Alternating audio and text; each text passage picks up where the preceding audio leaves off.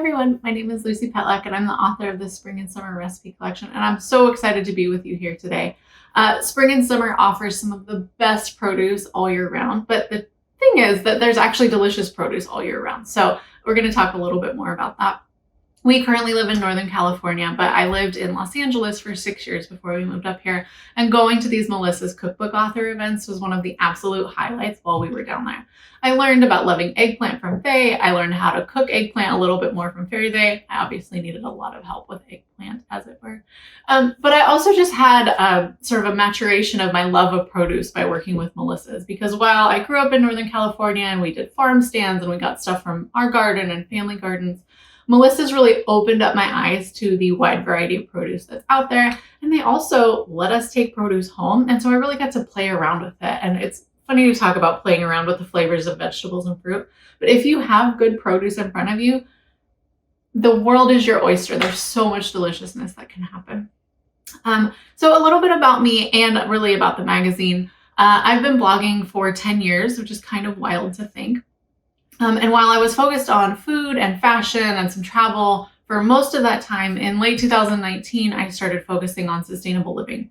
We moved to Northern California with our 8-week-old baby. We bought our first house, and I just had all these questions that I was unsure of the answers for.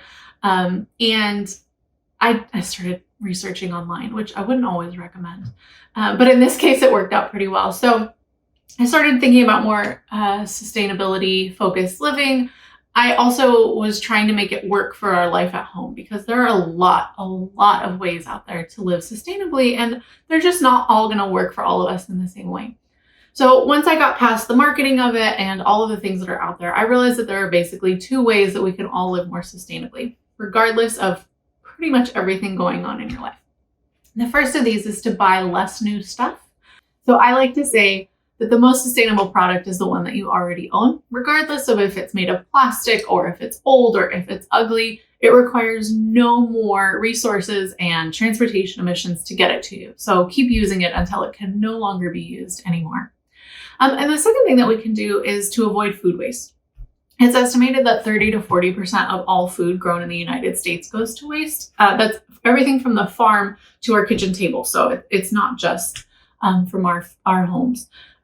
From that, however, food waste in municipal landfills is the largest single category of materials, and that is the third biggest source of methane emissions in the United States. So that is all just food scraps, leftovers going bad, food that's uneaten, everything that's just discarded, just going there. So once I started focusing on that idea of food waste, I really started getting back into my roots of all of this produce and loving recipes. It kind of gave me a whole new step forward for creating recipes and talking about food, which was really, really wonderful. So this recipe collection, along with all the work I've been doing on my blog and on my Instagram, is an emphasis on seasonal eating. When it comes to avoiding food waste, there are a few different things to kind of keep in mind. One, all of those wonderful flavors and memories that we associate with summer corn and watermelon and even fall apples and winter citrus. Every single piece of produce has the potential to be so amazing and so memorable if it's grown in the season and in the conditions in which it loves most.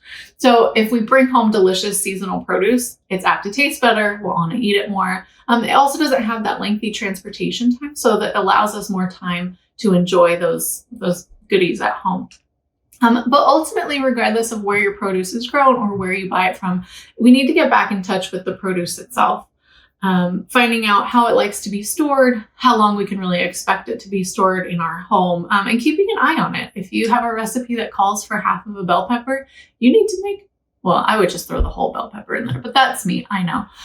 But you need to make plans for the other half of the bell pepper and really just focusing on eating up all of the stuff that's in your fridge.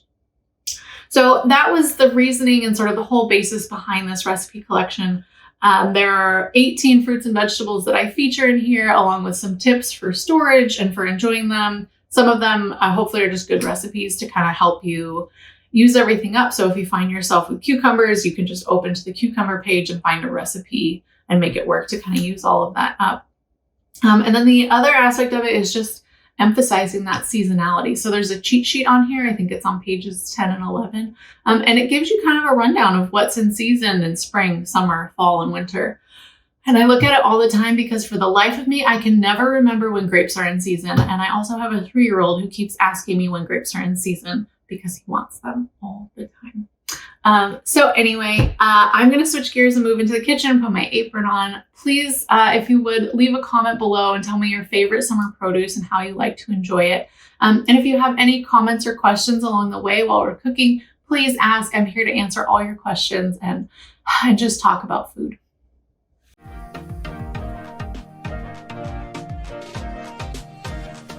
The first recipe we're going to make today is a Mediterranean quinoa salad. And if you ever make recipes, then people will often ask you, where do you get your recipe information? Well, this one is actually a recipe I learned from a guy who I dated in grad school for a few months. He was born in Israel, and we went to a potluck together, and he made this dish, and I instantly fell in love with the dish. We didn't date each other longer than that, though he was a wonderful guy. And very fortunately, I learned this recipe from him. So it's really simple. I'm almost afraid to call things like this recipes. And I'm now very embarrassed to be cutting this onion, so it's for you guys to all watch. But anyway, it's worked for me so far. So the recipe is basically just cucumbers, red bell peppers, and red onion. And then you just mix it with cilantro, fresh lime juice, salt, and pepper. I always kind of laugh when recipes are so simple because they're so good. And then I go to write them and I type them out. And I'm like, should I call this a recipe? And it just seems too simple. But nevertheless, it's tasty. Somewhere along the line, it had to have been written down. And somewhere along the line, you'll probably change it just like I did. So the original recipe didn't have quinoa in it. Probably because I had quinoa left over or because I just like adding whole grains to things to make them into meals. I added quinoa and it worked out really well. So depending on sort of what you're craving, what you have, you can make it with or without quinoa. I find some people are still scared of quinoa. So if we're going to a potluck, I will make this dish hands down because it comes together so quickly, so inexpensive, and it sits pretty well. And then if we're making it at home or if I happen to have some leftovers, so there's some extras, I'll throw some quinoa in there and I'll make a dish of it. So it's super tasty. Interesting thing, while I love seasonality, if you know onions, you'll know that they are a cold weather crop. But as food is, or as advancements are made, food can be made available year round, as we know working with Melissa's. So let's see, I'm actually going to get my little compost bucket. So interestingly enough, you may not know this, I didn't know this, but bell peppers, green, red, orange, yellow, they're all from the same plant. And I wouldn't have cared so much, but my husband had to start following the low FODMAP diet in 2018, I think. And if you're familiar with the low FODMAP diet, I'm sure you're going, oh gosh, because it's designed for people with any sort of digestion sensitivity. And while my husband doesn't have anything diagnosable, we did find that being on this diet those onions are catching up to me. Being on this diet was so incredibly helpful for him. And so basically what this diet does is it grades food, all kinds of food, within 6 categories. And so for some people, all the categories are problematic. For others, there's just one category that's problematic to avoid. But when you're starting out, you basically do elimination diets. You eliminate everything that could be problematic in all the groups. And then you slowly work your way through and find out what works for you and what doesn't. If you've ever had any sort of digestion issues, you probably won't be surprised to find that gluten is a problem, lactose is a problem, garlic and onions are a problem. That one was sad. But there's also a lot of things you don't know, like cauliflower is difficult and avocado is difficult. I think on the diet he can have an eighth of an avocado. I don't know, something preposterous that nobody could eat that little avocado. So he finds it better not to even tempt himself and not have any avocado. But the super interesting one is that he can eat red bell pepper, no problem, but he cannot eat green, orange, or yellow. So a few years ago, I went to get plants to put in the garden because I wanted to grow a bell pepper. So I started researching, red pepper plant, only to find out that they're all the same plant. It's just a matter of like the maturation process of it. So if you grow bell peppers, they start out as green, then they turn red, and then I pick them, and then they turn orange and yellow. Super interesting. So we pretty much only eat red bell pepper, and now I prefer red bell pepper to all the other ones as well. But also interesting. I've also found when I'm making the salad, I absolutely love raw onion, but not even if it makes me cry. But not everyone does. So if we're making this for if my husband's involved, or we're making this for a lot of guests, I'll really ramp up the cucumber and the bell pepper and everything else, and I'll take it kind of easy on the onions. I'll also cut the onion chunks smaller for other people, things like that, just to sort of make it more appealing to other people. So I'm going to keep chopping the red bell pepper, and then we'll get to the next ingredient. Okay, finished chopping the red bell pepper, so now I'm going to get to the cucumber.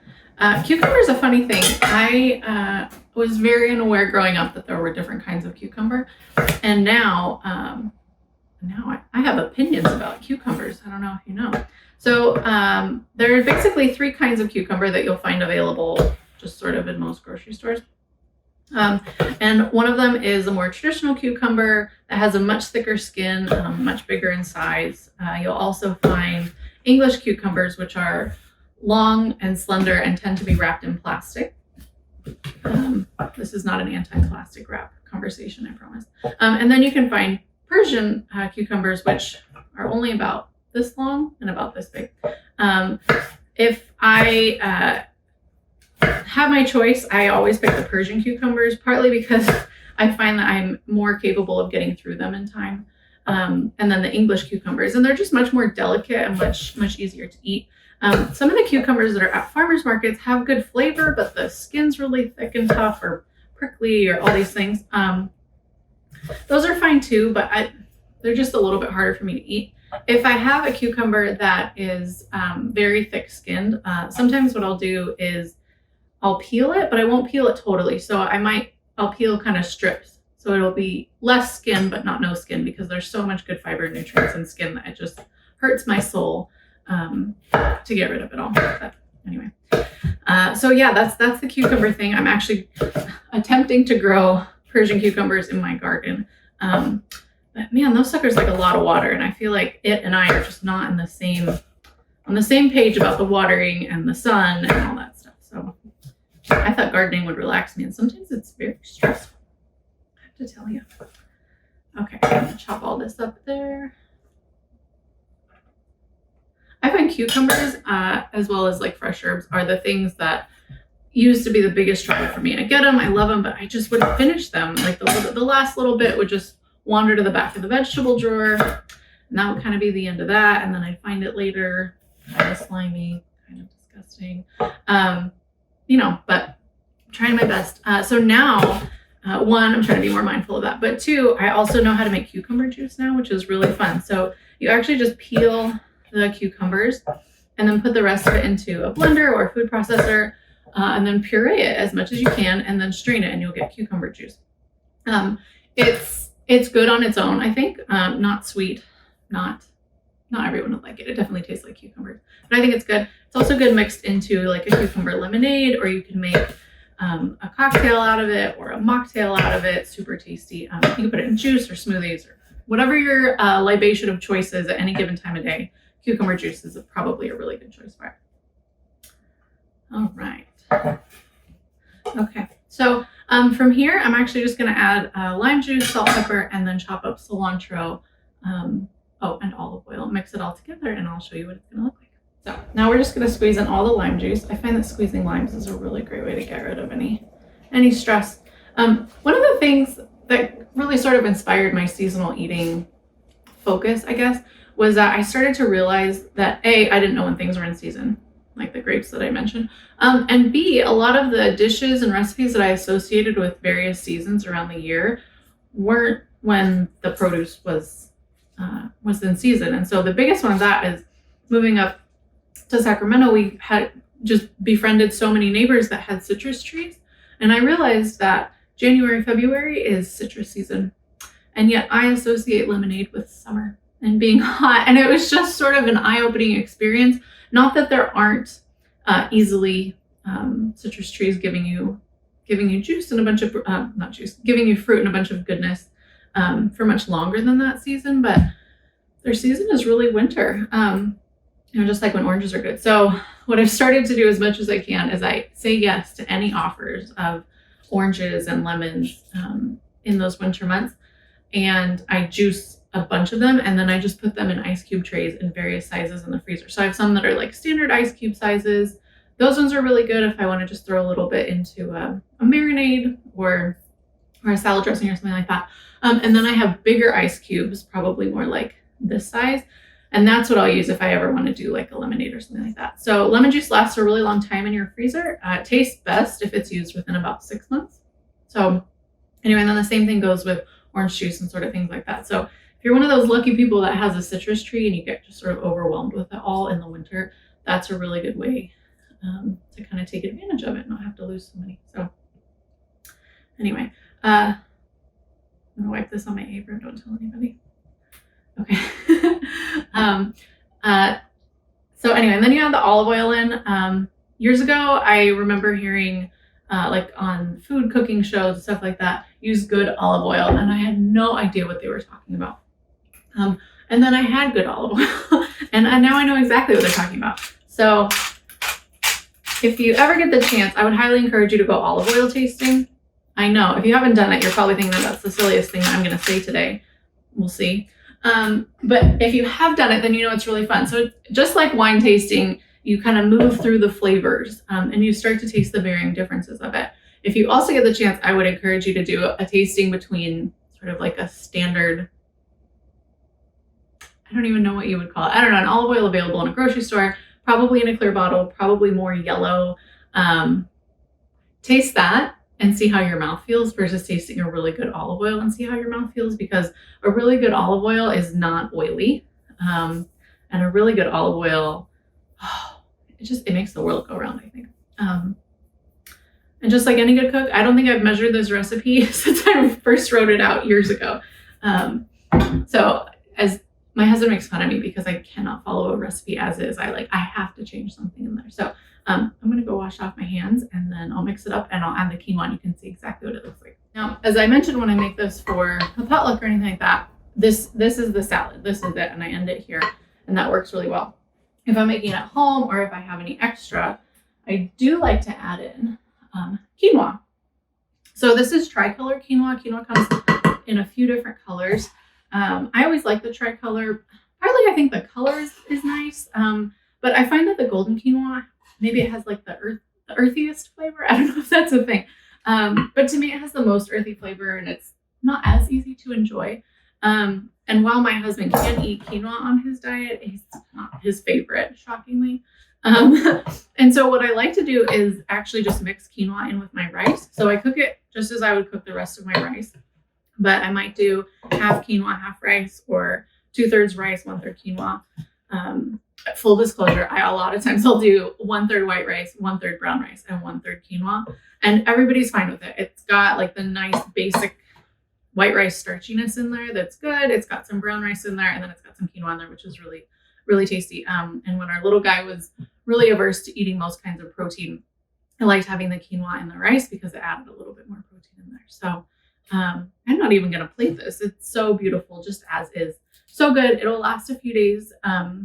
The cucumber is really the only thing that will start to kind of, I'm not sure what scientific word to use there, but anyway, kind of start to go the way sooner than the rest of them. So if you wanted to make this ahead of time, which I'm always a fan of, you could always mix all the ingredients together except the cucumber.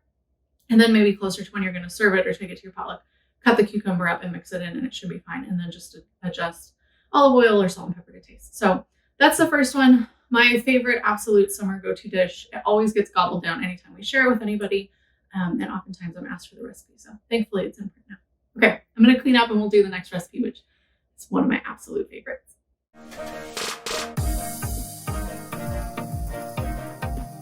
I mentioned earlier how, you come up with recipes in a variety of different ways. And some of it is just having ingredients on hand, having two things in meals close enough together that your taste buds and your adventurous spirit just kind of picture them together. I think that's how I realized that sweet potato and avocado and black bean are so good together. So some of it is just sort of happenstance by whatever you have going on in your life. And then other things are, for me, eating out is like my main source of inspiration for recipes at home. And some of it is I had a great dish and I want to try and recreate that exact thing at home. Others are I had a great dish and I want to recreate it at home, but kind of just to my own taste or what I normally have on hand, which is what this recipe is. And then there are some recipes that you order something out at a restaurant and it just does not live up to your expectations. So you have to go home and do right by the recipe to come up with something better. So in the magazine, the very, very last recipe that's in there, the zucchini ricotta toast, was exactly that. I ordered it at a restaurant. It showed up and it was, I think, sauteed zucchini with no salt and pepper, plain ricotta and toast. It was so bland. So I went home and I added some, I think, lemon zest and herbs to the ricotta, and I just roasted the zucchini with salt and pepper, my favorite ingredients. And it is now one of my favorite dishes, and it's exactly what I'd hoped that one dish would be. So hopefully too many lives haven't been ruined by that one toast dish. But anyway, so this one, I'm going to pop these pieces of bread in the toaster while we get to the goat cheese, and I'll tell you the inspiration behind this recipe. This recipe has fire roasted bell pepper toasts with an herbed goat cheese, and it was inspired by a restaurant that sadly did not survive very long in Southern California. I found when I moved to Southern California that there was a whole reality that restaurants don't necessarily stay open for a long time. And coming from a very small, fairly rural area in Northern California, this was mind-boggling to me, but it was something that I had to get used to. So this restaurant, it was delicious. I think it was supposed to be sort of an upgraded kind of cafeteria style lunch for all the people who were working locally. Super good, lots of yummy options, and they just were only open for, I think, a few months, which was really sad. But I went with a friend and they had a bell pepper toast that was toast, I think, butter, a thick slice of cheese, sort of a dry cheese, and then roasted bell pepper on top. And I thought it was so, so good. But I can't even tell you what inspired me to make my changes when I got home, but I did. So instead of the butter and the thick slab of cheese, I decided to do an herb goat cheese. And otherwise I basically did the same recipe. So good. And so pretty. I never thought I was actually that great at food photography. But this was one of the ones that I did, and I was really happy with how it turned out. So that was good. I now have somebody who does my photos for me, partly because I realized that my frustration with food photography was slowing me down on coming up with recipe ideas and doing all that. So now I have somebody who helps me, which thank goodness. So anyway, this is my herb goat cheese. I love putting this on toast. My favorite thing recently is to actually take fresh herbs from my garden and make this kind of a dip, and then I bring that and crackers, and I can't tell you how happy it has made people. My husband even the next day is like, you should make this more often. So this is sort of a recipe you can use for a variety of things. I like to add yogurt or milk, depending on who I'm making it for, to the goat cheese to make it creamier and more spreadable. My husband can't eat yogurt, so when I'm making it for him, I tend to use milk. It kind of just depends on what I have on hand. My 3-year-old is a yogurt fiend for whatever reason. Plain whole fat, not even homemade, although I do make him homemade yogurt, is his jam. So I always have both on hand. So it really just depends on who I'm making it for and what I have. And any fat of milk will do. And you could probably experiment with adding in non-dairy milks as well, but you have goat cheese in there, so I don't know why you would necessarily want to. Anyway, so make it creamy. And then from here, the world is kind of your oyster. I like to do fresh herbs. I'm growing chives this year. These are actually from my garden. I'm very proud of my garden, even if it's not really that big and all of that productive this year. But anyway, these are chives from the garden. Chives are my favorite. I've mixed in lemon balm, which is that, full disclosure, I just went to the garden store one day and I came home with lemon balm. I had never cooked with it before. They had it on sale and I bought it. And I'm not really an impulse buyer, but apparently the lemon balm plant I was. So anyway, I like to do chives. The lemon balm's good. You can honestly do any fresh herbs. It really doesn't matter. Tarragon would be great. Dill would be great. Cilantro, parsley if that's your thing. I'm actually not a huge parsley fan. Don't tell anybody. You could do basil. You can do a mixture. You could do dried herbs. It really doesn't matter what you want to do. You could do a mixture of dried and fresh herbs, even whatever suits your fancy. So my favorite thing to do with fresh herbs is to chop them up, and I either put them into butter or olive oil or goat cheese. All of those actually freeze really well too. So you could just do fresh herbs and butter, oil, or cheese. Salt and pepper, lemon zest if you want, and then use it then or put it in the freezer to use later. Let's see, the list of what that is, any of those are good on is endless. They're really good on top of baked potatoes. They're good on toast. They're good on top of meat if you're cooking them. They're good on top of roasted veggies. They're good on top of corn in the summer. I would put all of them on bread. I mean, it really, there's no way to not enjoy them, which is my favorite. So we'll do some salt and pepper. And then this will be good. And I think my toast is ready. So I'll bring those out. Okay, I have the toast. One quick thing before I get to the bell peppers. If you ever want to make this ahead of time, you absolutely can even the toasts. After they come out of the oven, we have a toaster oven that we use, but oven or toaster, just put them on some kind of a rack like this so that they can cool all the way around. So if they're on a flat surface, they'll get kind of soft and soggy on the bottom, but if they cool completely like this, then they'll hold their crunch and they'll be good. And you can really do it up to a few hours and ahead of time. Yeah, which is really handy because honestly, if you're entertaining, there's too many things to try and keep straight all of that in those last few minutes. So yeah, so then just put the herbed goat cheese on top here of each of the slices. Oh, it's so good. I'm so hungry. I'm always hungry. This is also a problem. So this is really, really tasty. So about the roasted bell peppers. I have made my own roasted bell peppers at home in the oven, and they're really good. And I have bought a fair few number of brands of roasted bell peppers and fire roasted bell peppers, and they're good. I think the first real fire roasted bell peppers I ever had, however, were these ones from Melissa's. And the following statement is not because I am working with Melissa's today. These are the absolute best roasted bell peppers I have had to date. The other ones seem to, luckily I'm not making this for anybody but myself. The other ones seem to lack flavor. These ones I think are full of flavor. They're so, I'm gonna lick all of it off my fingers. It's okay, I'm gonna eat it all too. I just think they're so tasty, and I was very disappointed when in a pinch I bought them from a store, and they were fine. I mean, they were technically roasted bell peppers and they looked nice, and that was great, but I can't tell you what magic they put in them. There's probably no magic, just a normal Melissa's magic. I'm not sure, but they are so, so good. So when I first made this recipe, I was using these bell peppers, and I didn't realize that it was such an important component to making these just sort of at next level delicious. I can't even tell you. So anyway, I put a lot of goat cheese on. I really like it. You can spread it thin if you like. That's fine. You do you. I'm big on that anyway. Okay. Oh, so good. So good. This is working because now I have lunch plans, right? The goat cheese can also be made ahead of time. Actually, probably a day or two ahead of time. With all the herbs and everything, and then you just want to take it out of the refrigerator where you're going to store it for like, I don't know, I'm going to say 10 or 20 minutes just to let it kind of come to room temperature a little bit more to soften a bit.